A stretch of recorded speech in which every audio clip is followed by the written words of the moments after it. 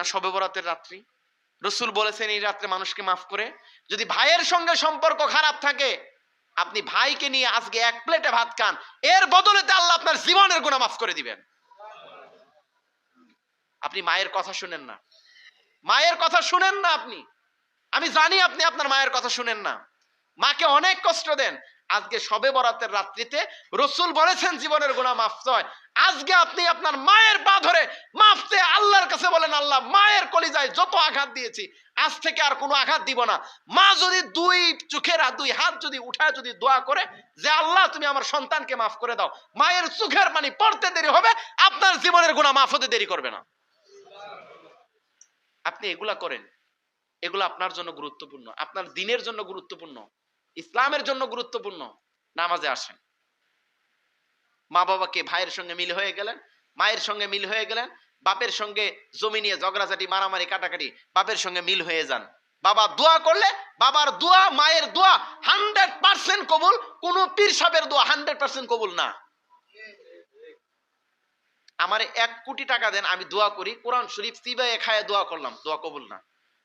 কিন্তু মা যদি বলে যে আমি সন্তানের জন্য দোয়া করলাম, আল্লাহ আমার সন্তানকে তুমি ভালো রেখো, মায়েকে টাকা দেন নাই, কিছুই দেন নাই, কিন্তু মা বলছে যে আপনার সন্তানের জন্য, আমার সন্তানের জন্য আমি দোয়া করলাম, আল্লাহ বললেন যে মায়ের যা বলবে তাই কবুল। সুবহানাল্লাহ।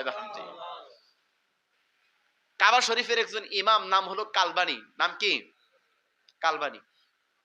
ঘটনা একটু বলি। এইবার কালবানির ইমাম, কাবা শরীফের ইমাম নাম হলো কালবানি। তার মা যখন হজ করতে যাইতেন, এবার কালবানিকে যখন মক্কার জমিনে যখন ছেড়ে দিয়েছেন, কালবানি শুধু দুষ্টামি করে। এইবার মা কালবানির জন্য বললেন, আল্লাহ আমার কালবানি যেহেতু এত দুষ্ট, আমার কালবানিকে কাবা শরীফের ইমাম বানায় না।